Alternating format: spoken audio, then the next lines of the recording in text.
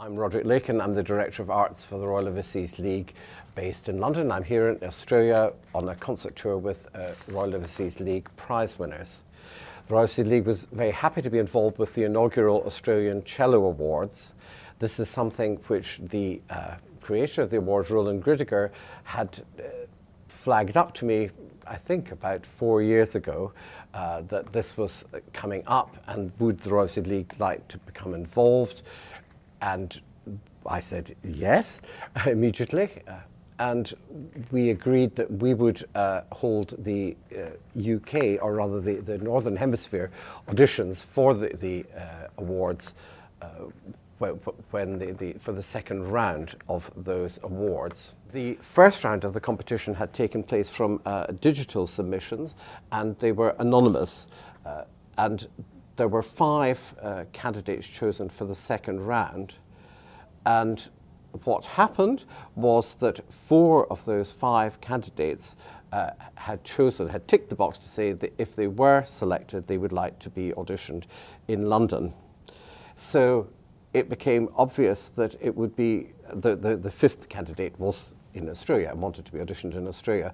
However, it was decided that it made sense to fly the Australian candidate to the UK so that all 5 could be auditioned together in the same place, under exactly the same conditions at the same time. And so that's what happened. And that happened at the Royal Overseas League in our concert room at our headquarters in London. Very interesting and demanding day, certainly for the performers and also for the panel. We enjoyed it thoroughly. The level of performance was extraordinarily high. And we had a great time, a difficult time, in selecting the 3 people who we chose to go forward to the finals that took place here in Sydney. And the 3 finalists were Ruben Palmer, who is Australian, and Yelian He, also Australian, and a New Zealand cellist, Edward King. I know that Yelian He eventually won the award. And all 3 of them I invited to take part in our Edinburgh Festival Fringe series this year. And the 2 younger cellists, Ruben Palmer and Edward King, I also nominated and supported in taking part in a very big project with the Edinburgh International Festival and Scottish Ensemble in relation to the cultural celebrations for the Commonwealth Games that were held in Glasgow this year.